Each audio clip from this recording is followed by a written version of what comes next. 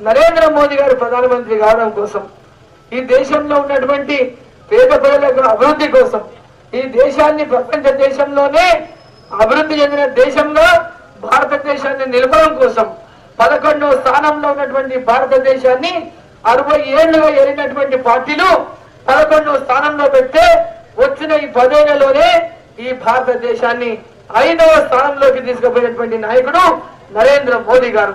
వచ్చే 5 ఏళ్లలో భారతదేశాన్ని 3వ స్థానంలోకి తీసుకెళ్ళడానికి పెద్ద ఎత్తున నరేంద్ర మోదీ గారు మనకు గ్యారంటీ హామీ ఇచ్చి ముందు తరుణంలో శ్రీరామ రక్ష ఉండాలంటే నరేంద్ర మోదీ గారు మళ్ళీ ప్రధానమంత్రి కావాలి.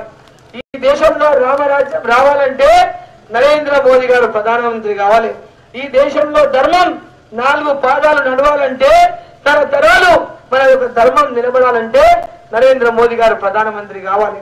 మరి మీరందరూ కూడా నరేంద్ర మోదీ గారు దేశం కోసం ప్రధానమంత్రి మనకు కావాలి. ఈడ మనందరి యొక్క అభివృద్ధి కోసం, మనందరి అభివృద్ధి కోసం మీ అక్క అరుణమ్మ ఈడ పార్లమెంట్ లో గెలవాలని చెప్పి మీరందరూ ఒక్కొక్కరు కమలం పువ్వు గుర్తు మీద ఓటు వేయించి భారీ మెజార్టీని ఇవ్వాలని చెప్పి సందర్భాన్ని నేను తెలియజేస్తా ఉన్నా. ఇంతకుముందు కొండ మాట్లాడాను.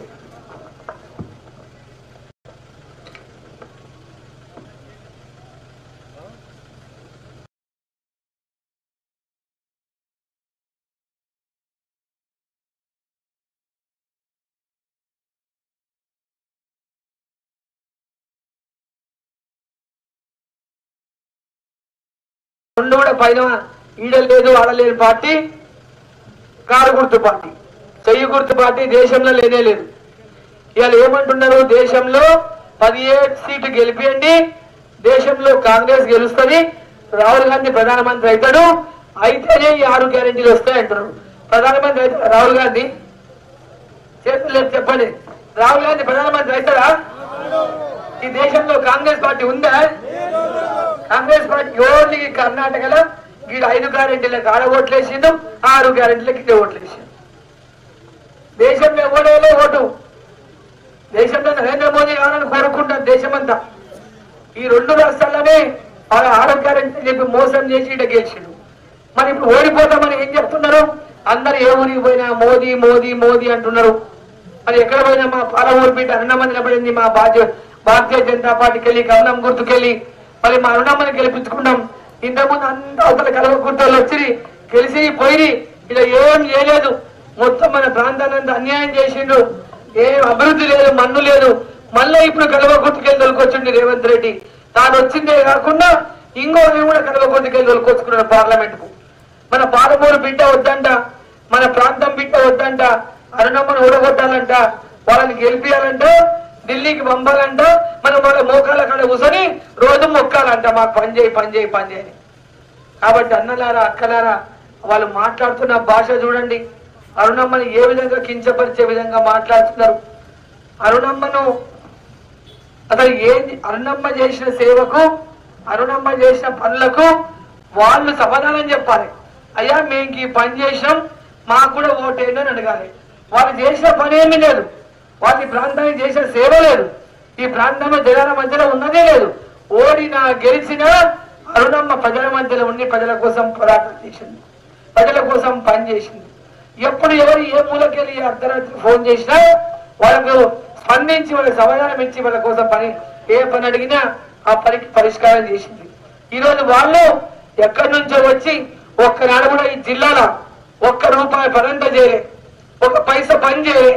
ఈరోజు వచ్చి మాకు ఓట్లేయండి, మమ్మల్ని గెలిపేయండి, మాకు 6 గ్యారెంటీలు రావాలంటే మీరు ఓటేయాలి, లేకుంటే మీ మీద ఈ కేసులు అవుతాయి, మీ మీద ఆ కేసులు అవుతాయి, మీ వ్యాపారాల మీద కేసులు చేస్తాం, మీ వ్యాపారాలు ఉంటే పని చేపిస్తాం అంటే ఎందుకైనా కాంగ్రెస్ పార్టీ గెలిపించింది కేసీఆర్ దించి. కేసీఆర్ ఎందుకు దించింది? ఈ వ్యవహారం చేసింది కదా కేసీఆర్ దించింది.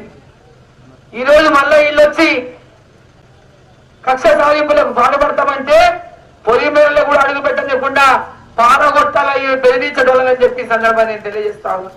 ఎవరైతే బెదిరిస్తారో బయట ఊరు వచ్చి మన ఊరోళ్ళని బెదిరిస్తారు. వీళ్ళు బయట ఊరికి వెళ్ళొచ్చి మన ఊరోళ్ళని బెదిరియనికే వాళ్ళకి ఎంత ధైర్యం ఉండాలా అంటే అధికారం ఉన్నామని చెప్పి అధికారం మనంతోనా దాంతోనా అధికార అహంకారంతోనే బెదిరిస్తున్నారు. ఇలా ఇటువంటి అధికారులు మస్తు చూసినాం. కేసీఆర్ నే దించిన 10 ఏళ్ళు నాకు ఎదురు లేదనుకున్న కేసీఆర్ నే ప్రజల కింద పడేసిండు.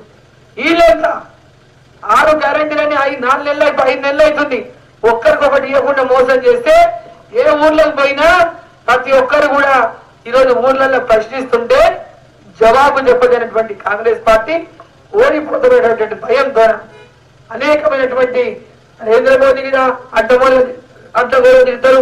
రిజర్వేషన్ తీసేస్తారు, మోదీ అని అబద్ధాలు చెప్తారు. రిజర్వేషన్ తీసేస్తారని చెప్పి మోసం చేస్తే మాటలు మాట్లాడతారు. ఇటువంటి మోసగాళ్ళ మాటలు దయచేసి నమ్మొద్దు. మన ప్రాంతం యొక్క గౌరవాన్ని ఈ పాలమూరు బిడ్డ మీ అందరికీ అక్క చెల్లె అనుకునే ఆడబిడ్డలందరూ కూడా ఆడబిడ్డలు, మీ ఇంట్లో మా ఇంట్లో ఆడబిడ్డని మీరందరూ కూడా ప్రతి ఒక్కరు మేమే అనునమ్మా, మా ఇంటి ఆడబిడ్డ నిలబడింది, మా పాలమూరుని బిడ్డ నిలబడింది, మేము గెలిపించుకుంటాం. రేపు నరేంద్ర మోదీ గారు ఇచ్చే ప్రతి ఫలాన్ని మేము ప్రజలకు అందించేటటువంటి నాయకురాలు మా పాలమూరు బిడ్డ. అటువంటి ఆమెను మేము గెలిపించుకుంటాం. గెలిపించి మేము పాలమూరుకు న్యాయం చేసుకుంటామని ఎక్కడ పోయినా ప్రతి ఒక్కరు కూడా ఆశీర్వదించినట్టుగానే మరి ఇక్కడ కూడా మీరందరూ కూడా ఆశీర్వదించి మరి కమలం పువ్వు గుర్తుకు భారీ మెజార్టీతో గెలిపామని మిమ్మల్ని అందరినీ 2 చేతులెత్తి నమస్కారం చేసి కోరుకుంటూ కమలం పువ్వు గుర్తుకే నరేంద్ర మోదీ గారి నాయకత్వం.